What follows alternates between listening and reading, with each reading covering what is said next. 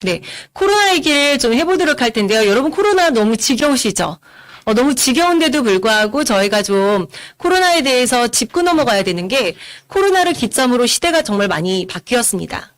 저희가 원래 시대를 나눌 때 뭐 BC에서 Before Christ라고 그러잖아요. 그런데 코로나를 기점으로 Before 코로나, After 코로나라는 말이 생길 정도로 저희의 삶이 정말 많이 달라졌죠. 여기 보시면 뭐 홈족, 홈트, 홈 에스테틱, 홈코노미, 홈 베케이션, 검색창에 홈이라고 치기만 해도 홈에 관련된 굉장히 많은 단어들이 떠요. 근데 오늘은 여러분들과 함께 홈 에스테틱에 대해서 이 부분에 대해서 좀 볼 텐데요. 한 3, 4월이 되잖아요. 그러면 1년 중 피부과와 피부샵을 가장 많이 찾는 시기가 바로 이 시기라고 그래요. 황사와 미세먼지가 굉장히 많아서도 그렇지만 보통 이제 겨울에 푹 쾌쾌 묵었던 우리의 각질 그리고 좀 건조해지는 시기이기 때문에 이때 그 누구보다도 뭐 피부과나 피부샵에 가서 이렇게 사람들이 많이 관리를 하는데 아무래도 이제 코로나 때문에 저희가 피부과를 가지도 못하고 피부샵 같은 경우는 저희가 마스크를 쓴다 해도 얼굴을 가까이 대고 이렇게 마사지를 한다라는 게 사실 좀 불편하고 또 뭐 좀 불편하고 뭐 안전적이지 않다. 그래서 좀 가기를 꺼려하시는 분들이 많은 거죠.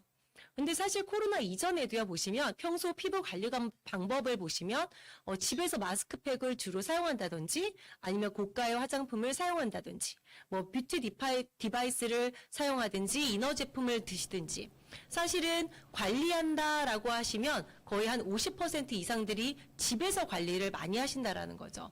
시간과 이런 뭐 장소에 좀 그런 거에 연연하지 않고 쉽게 하실 수 있는 이런 관리들을 집에서 하셨었는데 코로나 덕분에 피부과도 못 가고 관리실도 못 가면서 그 비율이 엄청 커졌다라는 거예요. 그러면 왜 사람들이 이렇게 봄에 피부샵도 가고 피부과도 갈까요?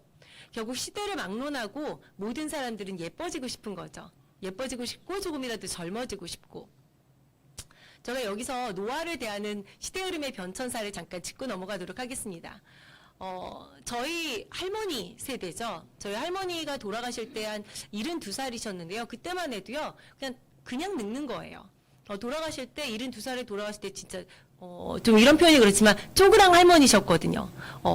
또래 그 할머니보다 피부가 좋으셨음에도 불구하고 정말 주름이 쪼글쪼글한 할머니셨어요. 근데 저희 지금 친정 엄마가 이제 73살이신데 그에 비하면 어때요?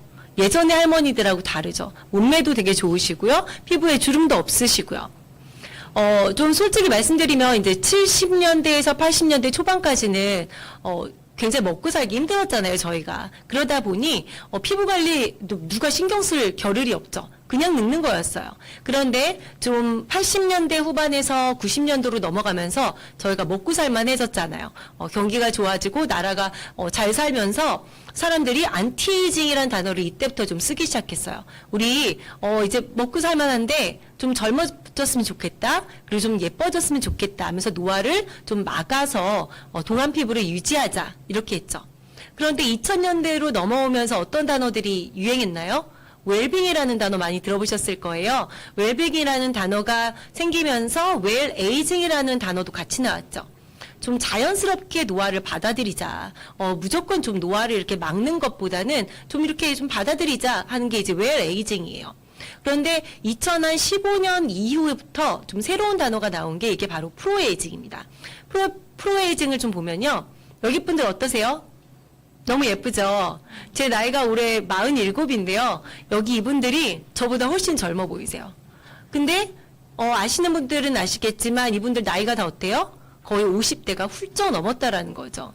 그런데도 웬만한 20, 30대랑 비교해도 아름다운 분들이죠. 이게 바로 나이 들어도 아름답게 프로에이징의 시대가 다가왔다라는 겁니다. 제가 프로에이징을 조금 더 이렇게 전문적으로 찾아보니까 여기 빨간 줄 친 데를 보시면요. 어려 보이기 위해 애쓰기보다는 나이 드는 모습 그대로 아름다움을 찾고자 하는 움직임이다. 그러나 시간을 그대로 받아들인다고 이렇게 늙어가면 되지? 라고 하는 것은 프로에이징의 자세가 아니라는 거죠. 그리고 그 밑에 보시면 현대의 시술로 좀 즉각적인 피부를 개선할 수는 있지만 더 중요한 것은 영양 상태를 최적화하고 호르몬 레벨의 균형을 맞추는 눈에 보이지 않는 내적 지표에 관심을 기울여야 한다라고 얘기를 하고 있습니다. 그래서 화장품 트렌드도 요즘 바뀐 게 예전에는 주름살은 감추고 좀 리프팅 효과에 연연해 하던 제품들이 지금은 편안함과 건강함을 극대화하는 이런 제품들로 탈바꿈하고 있다는 사실입니다. 그러면 예전에는요, 이렇게 화장품, 뭐를 기준으로 이렇게 골랐나 보면은, 아까 전에 보셨던 그런 예쁜 모델들이 화장품 광고를 하면 그 제품들을 사서 쓰셨어요. 그런데 요즘 소비자들은 어때요? 굉장히 똑똑해졌습니다. 유통도 많이 바뀌긴 했지만요, 똑똑해져서, 이제 성분들을 보기 시작했고요. 이런 화장품들에 뭐가 들었는지, 어떤 재료가 들었는지, 이게 내 피부에 어떻게 쓰일지, 이런 것까지 좀 관심 있게 보신다라는 거예요. 화장품 유형하고 성분 트렌드를 좀 보면요. 요즘 주목하는 제품들이 1위가 탈모예요. 저희는 오늘은 스킨케어에 대해서 얘기할 거기 때문에 탈모는 일단 배제를 하면 그 다음 2위가 앰플, 그리고 디바이스, 홈 에스테틱, 복합 기능성. 결국 앰플 시장이 엄청 열렸고요. 그리고 복합 기능성이 엄청 유행하고 있어요. 이 부분에 대해서는 제가 좀 뒷부분에 대해서 자세히 다루도록 하겠습니다. 그리고 주목하는 성분을 보시면 1위가 유기농이고 2위에 유산균, 마이크로바이옴, 프로바이오틱스, 효모. 사실은 유산균, 마이크로바이옴, 프로바이오틱스, 효모 다 같은 얘기죠. 이 얘기도 제가 뒤에 자세하게 할 거고요. 유기농 같은 경우는 많은 분들이 유기농 좋은 거 아니에요라고 하지만 이렇게 생각하시면 돼요. 몸에 해롭지 않은 성분들을 이렇게 넣었더니 결국 피부에는 아무 반응이 없죠. 결국 좋은 재료이긴 하지만 몸에 해롭지 않기 때문에 어떻게 보면은 그 피부의 어떤 반응들을 탄력이라든지 주름 개선들이 등이라든지 이런 부분에는 좀 효과가 없다라는 거예요. 그래서 유기농은 좀 인기가 없고요. 그리고 유산균, 펩타이드 이런 성분들이 요즘 트렌드다. 이렇게 보시면 되겠습니다. 그럼 먼저 아까 전에 여기 보시면 성분에서 유산균, 마이크로바이옴, 프로바이오틱스, 효모 이런 성분들이 다 같은 얘기라고 그랬잖아요. 그래서 이 모든 것들을 저희가 마이크로바이옴이라고 합니다. 아마 여기에 오신 분들은 그래도 메나테크에 좀 관심도 있으시고 그리고 건강에 관심도 있으신 분들이기 때문에 마이크로바이옴이 뭔지는 좀 아시는 분들도 계시고 잘은 몰라도 들어는 봤다 이런 분들 계실 것 같아요. 근데 지금 마이크로바이옴 시장이 어마어마하게 커졌습니다.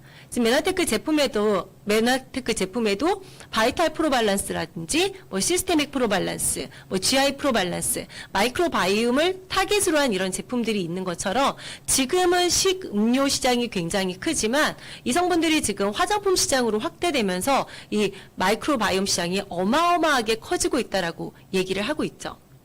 그럼 마이크로바이옴이 뭐냐? 잠깐 간단하게 짚고 넘어가면요. 미생물을 뜻하는 마이크로 그리고 생태계를 뜻하는 바이오의 합성어예요.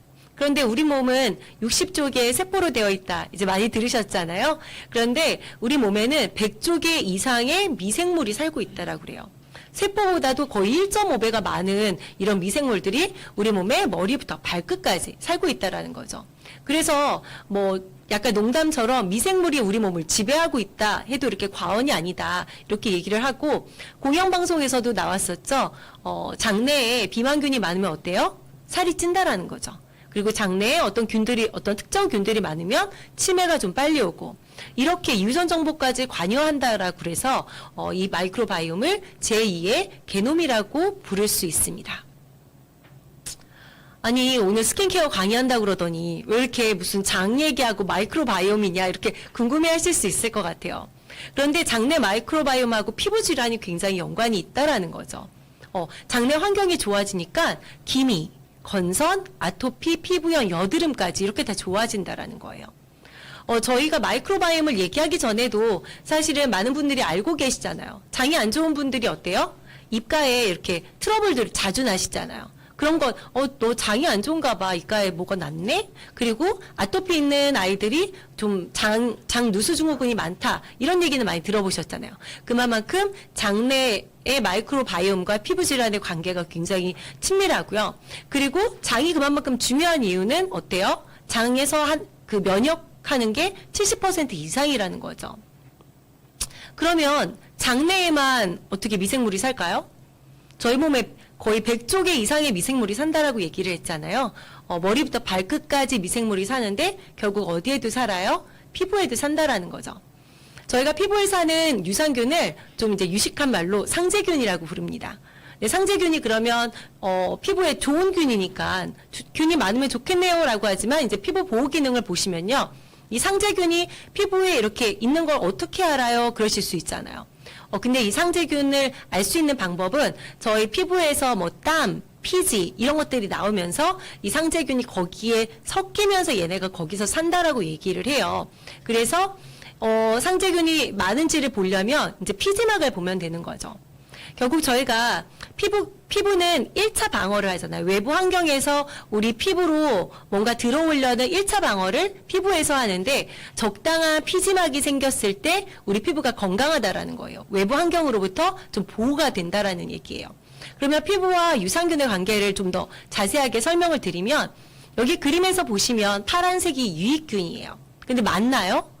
적죠. 몇 마리 안 되죠? 유해균이 훨씬 많아요.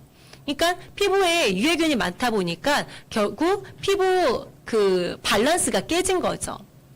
여기 보시면 피부 장벽이 약화되고요. 수분이 부족하고 그리고 pH 밸런스가 깨지고 그러니까 여드름 염증이 생기고 이게 다 무슨 얘기냐면 제가 아까 말씀드린 것처럼 피부막에 땀 그리고 뭐 피지 이런 것들이 상재균하고 섞여서 좋은 피지막을 만드는데 결국 그게 밸런스가 깨졌을 때 수분이 없으면 어떤 피부예요? 건성 피부고요.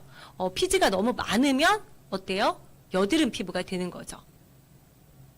그런데 이렇게 유익균이 많아지니까 그림에서 보시는 것처럼 피부 위에 수분막이 이렇게 씌어져 있죠. 그러다 보니까 피부 장벽이 굉장히 좋아지고요. 수분이 증대되고 그리고 pH 밸런스가 맞으면서 약산성 피부로 회복이 되고 피지 조절이 되면서 여드름 피부는 개선이 되고 건성은 중성으로 이렇게 변하게 된다라는 거죠. 그러면 이렇게 좋은 상재균들을 피부에 이렇게 직접 넣어주면 안 돼요? 아니면 피부에 직접은 못 넣지만 화장품을 통해서 넣어주면 되는 거 아니에요? 이렇게 생각하실 수 있죠. 근데 사실은 좋은 균이고 나쁜 균이고 피부에는 어때요? 직접적으로 들어갈 수는 없는 거예요. 그리고 화장품에도 균은 넣어서 균이 들어가서 좋을 수는 없는 거죠. 그래서 저희가 여기서 나온 게 원료를 유산균이 들어가서 그 원료를 발효시켜서 받은 원료를 가지고 그 화장품을 만들게 된 거예요. 그 중에 하나가 이름도 좀 어려운데요. 비피다 발효여과물이에요. 좀 들어보신 분들 혹시 있으신지 모르겠어요. 이게 그 ST 땡땡이라는 굉장히 유명한 백화점 브랜드 있어요. 갈색병 하면 아마 많은 분들이 아실 텐데요. 거기에 들어있다라는 거죠. 그래서 이 제품이 처음에 나왔을 때 어땠어요?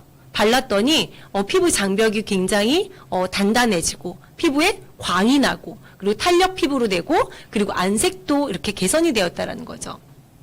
그런데 이게 굉장히 그 모유에도 들어있는 이런 유산균들이 그냥 이렇게 얻어지는 게 아니라 발효를 시킨다라고 그랬잖아요. 그러니까 1차 공정, 2차 공정 여러 과정을 통해서 이렇게 극히 소량만 얻어지는 원료이기 때문에 가격이 어떨까요? 굉장히 비싼 원료겠죠. 그래서 이 비피다 발효 여과물이 여태까지는 그 ST 땡땡 회사에서 특허로 이렇게 걸어놨었다라고 그래요. 저도 이번에 공부를 하면서 알았는데 그게 얼마 전에 풀리면서 저희가 이 지금 재료를 저희가 쓸 수 있는 거죠. 그런데 피부의 본연의 힘을 돌려주는 이제 스킨 마이크로바이옴을 저희가 이렇게 개발을 했는데 메나테크에서 여기에 이제 들어간 마이크로바이옴이 어떤 종류가 있냐면 비피다 그 발효 여과물, 뭐 락토바실러스, 락토코쿠스, 효모 발효 여과물, 뭐 코코넛 수액. 근데 아까 전에 첫 번째 비피다 발효 여과물은 ST 땡땡 그 갈색병에 들어있다라고 그랬잖아요. 근데 효모 발효 여과물 같은 경우는 SK땡이라는 또 유명한 백화점 브랜드 있죠. 거기에 굉장히 많이 들어있어요. 그래서 그게 미백에 좋다라는 건 아마 알고 계실 거예요. 그렇다면 어때요? 이 지금 요 재료만, 요 마이크로바이옴만 좀 보더라도 우리 제품 너무 기대되지 않으세요? 비피다 발효 여과물도 들어있고 효모 발효 여과물도 들어있고 거기에 또 다른 세 가지 마이크로바이옴을 합쳐서 이렇게 스킨 마이크로바이옴으로 만들어냈습니다.